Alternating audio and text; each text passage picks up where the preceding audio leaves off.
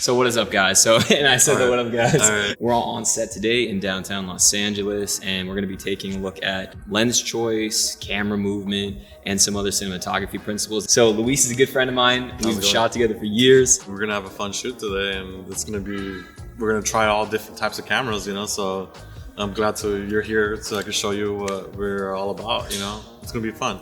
Bada boom, there it is. So now let's dive into this. So the first thing I want to talk about is knowing your camera capabilities. Whether you're shooting on a phone or a DSLR or a mirrorless camera, you want to know the dynamic range. You want to know the frames per second that your camera will shoot. You want to know the in-body stabilization that it has. These are all going to really dictate what you're gonna do and how you're gonna do it. Because Luis is really familiar with his camera, he knows he can get away with doing a lot of handheld shots during the shoot because of the in-body image stabilization that his camera has. He also has a really good idea of the type of lighting that's gonna work the best for his camera and what slowing down his 60 frames per second footage in post-production is gonna look like for the final product. So I really want you to hold on to that and keep in mind that the more comfortable you become with your equipment, the easier it's going to be to translate your idea through your camera into creating the final product that expresses your original idea.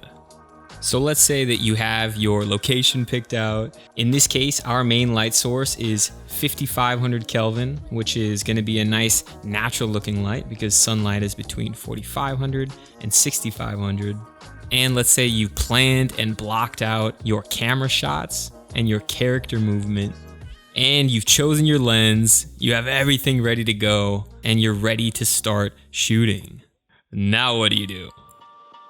So we're gonna really start with the basics here. The most basic of shots that you have to choose from is simply a tripod shot. Now you can see in the situation that we are deciding to shoot this on set is when there's not a whole lot of action going on and we want the viewer to focus on our character.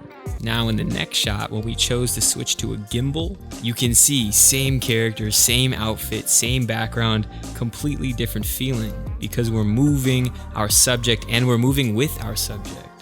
So you can see the comparison here. Tripod shot is very static. Gimbal shot has a lot more energy. And then we go to a handheld shot. This is gonna have a less polished and less refined feeling. And Luis is deciding to use it for this shot because it really kind of frees you up from the restrictions that a tripod may have and the flexibility that a gimbal won't have. When you're shooting something handheld, you really have a lot of options of where you can point the camera, the height that you place your camera up and down, and the amount that you can move from side to side.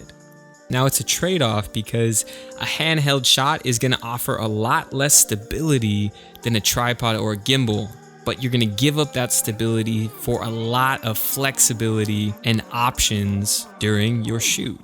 So right off the bat, that gives you some insight for when you're ready to shoot and you have no idea how you wanna utilize your camera. Asking yourself this question is a great way to start.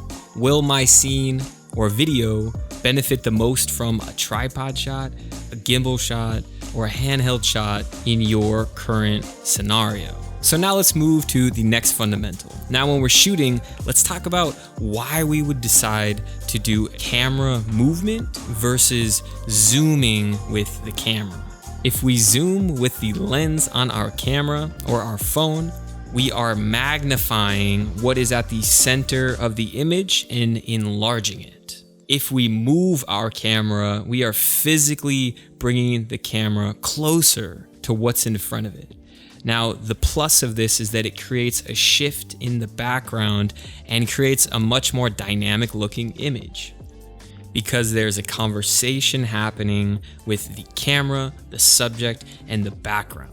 And that conversation you can only get from physically moving the camera. You can't get that from digitally or manually zooming in on your shot.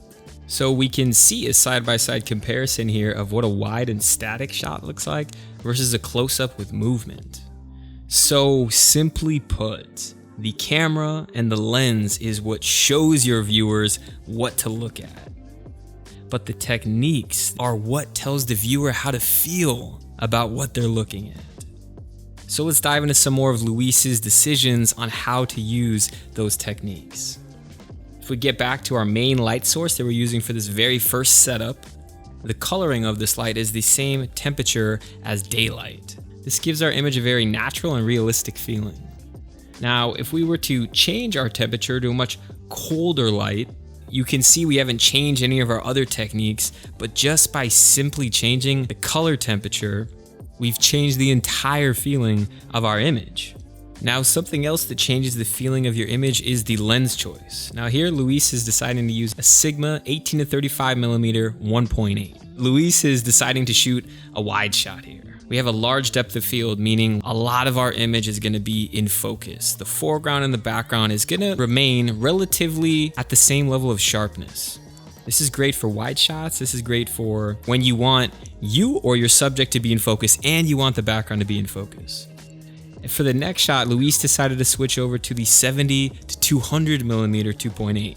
This is a much more telephoto lens compared to a wide angle. So he's going for a much more shallow depth of field and getting zoomed way in so we can pick up on details of our subject rather than information in the background. So we're deciding to show detail of our character, her clothes, and the expression that she has versus her in the surroundings that she's in.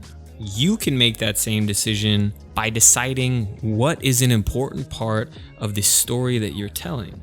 Using different lens choice is an excellent way to better tell that story. And here we're moving to our next setup. Luis has a little bit more of a softer, more diffused lighting source for this location. And we're adding a little bit of fog to create more atmosphere. This is perfect to add another layer of texture and depth to what's in front of the camera. And now Luis is deciding to do a push-in shot, which is making you focus in on the character as we're moving the camera closer. It's really the same exact thing as a microphone. If I move away from the microphone, it's a completely different feeling compared to me moving closer to the microphone. Visuals work in the same exact way. And we're using this situation to really maximize the amount of shots that we can get. So now that we moved up close to the character, now Luis is deciding to continue to record, but to move away from the character to gather even more coverage. And you can really feel the difference here of moving into our scene versus leaving or doing a pull out and moving out of a scene. The trick here is really to, as you move forward as a video creator, think of your shots as having a beginning, middle, and an end. If you're doing a push-in into something, that's moving into something, starting something, beginning a shot. If you have maybe a tripod shot or you're doing a tracking shot, that could feel like a middle shot. And if you decide to do a pull-out shot, that could really be your ending or concluding shot of your scene or video. Not good lighting? Good lighting. If you like that tutorial, you can check out my cinematography masterclass where I go even deeper into all of these techniques to really upgrade your filmmaking using audio, cinematography, I already said cinematography, using lighting, using all the great techniques that feature films use. So you can check out that link. If it looks like something you like, enroll. If it's not, that's good too. I will see you in the next video.